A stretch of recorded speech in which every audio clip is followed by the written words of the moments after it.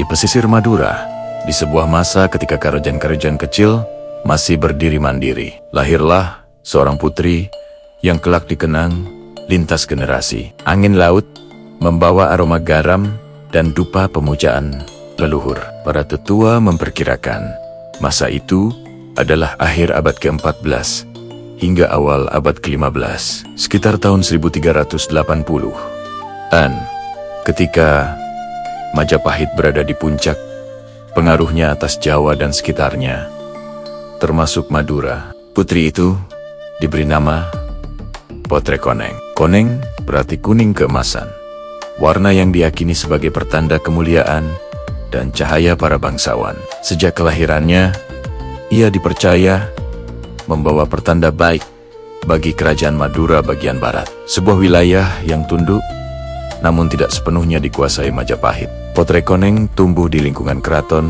yang masih kental dengan tradisi Hindu-Buddha, namun mulai bersentuhan dengan nilai-nilai Islam yang perlahan masuk melalui pelabuhan. Ia hidup di masa peralihan, ketika doa-doa lama bersanding dengan ajaran baru, dan adat istiadat mulai diuji oleh perubahan zaman. Kecantikannya mulai dikenal ketika ia menginjak usia remaja. Sekitar tahun ke-1395, ia bukan sekadar cantik rupa, melainkan memiliki ketenangan yang membuat orang segan. Para tamu kerajaan, utusan dari pesisir Jawa seperti Tuban, Gresik, bahkan daerah Belambangan, mulai membicarakan namanya. Di masa itu, pernikahan seorang putri kerajaan bukanlah urusan hati. Itu adalah alat politik. Ikatan darah berarti ikatan kekuasaan, dan Potrekoneng tanpa pernah meminta menjadi bagian dari perhitungan besar para penguasa. Namun di balik dinding istana, di tengah taman dan lorong batu, Potrekoneng mengenal cinta. Seorang pemuda yang dalam banyak versi disebut sebagai prajurit muda atau bangsawan rendahan, hidup di masa yang sama. Di akhir abad ke-14, kesetiaan dan keberanian lebih berarti daripada gelar. Cinta itu tumbuh diam-diam. Di saat kerajaan sibuk menjaga keseimbangan politik dengan Majapahit, Potrekoneng yang hidup di tengah intrik menemukan kebebasan justru pada kesederhanaan. Sekitar tahun 1405, keputusan besar diambil oleh sang raja. Demi menjaga hubungan politik dan mengamankan wilayah Madura dari konflik, Potrekoneng akan dinikahkan dengan seorang bangsawan dari luar pulau. Sebagian kisah menyebut utusan kerajaan Jawa, sebagian lain menyebut penguasa pesisir yang sedang naik pengaruhnya. Bagi istana, ini adalah langkah strategis. Bagi Potrekoneng, ini adalah sebuah vonis. Ia tidak memberontak.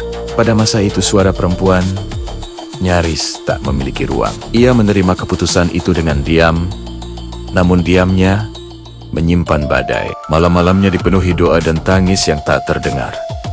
Pemuda yang dicintainya mencoba melawan nasib. Sekitar tahun 1410, ketika kekuasaan Majapahit mulai menunjukkan retak internal, ia berharap masih ada celah untuk cinta mereka. Namun, istana bergerak lebih cepat. Dalam berbagai versi legenda, pemuda itu ditangkap, diasingkan ke daerah terpencil di Madura, atau bahkan dibunuh secara diam-diam agar tak menjadi bara perlawanan. Menjelang hari pernikahannya, diperkirakan sekitar tahun 1411 atau 1412, Potrekoneng membuat pilihan yang menjadikannya legenda. Ada versi yang mengatakan ia mengakhiri hidupnya, memilih mati sebelum menyerahkan dirinya pada kekuasaan yang tak ia cintai.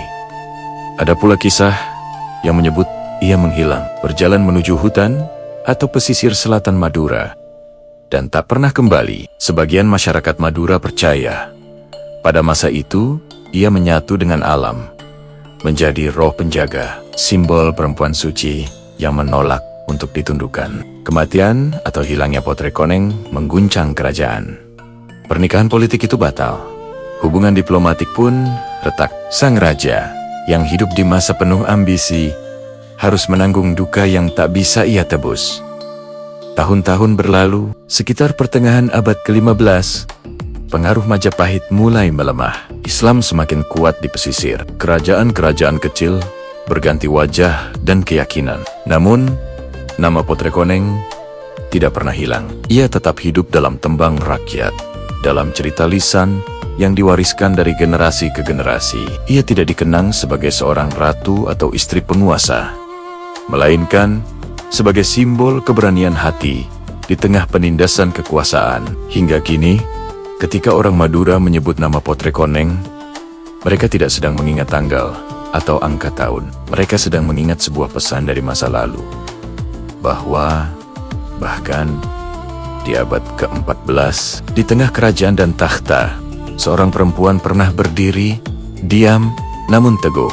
Dan ketika matahari tenggelam di Laut Madura, warnanya masih kuning keemasan, seperti kulit Potrekoneng, seperti ingatan yang tak pernah benar-benar pergi. Terima kasih sudah menyimak kisah ini. Jangan lupa untuk subscribe channel kami dan bagikan video ini agar semakin banyak yang mengenal legenda dari Tanah Madura. Sampai jumpa di cerita berikutnya.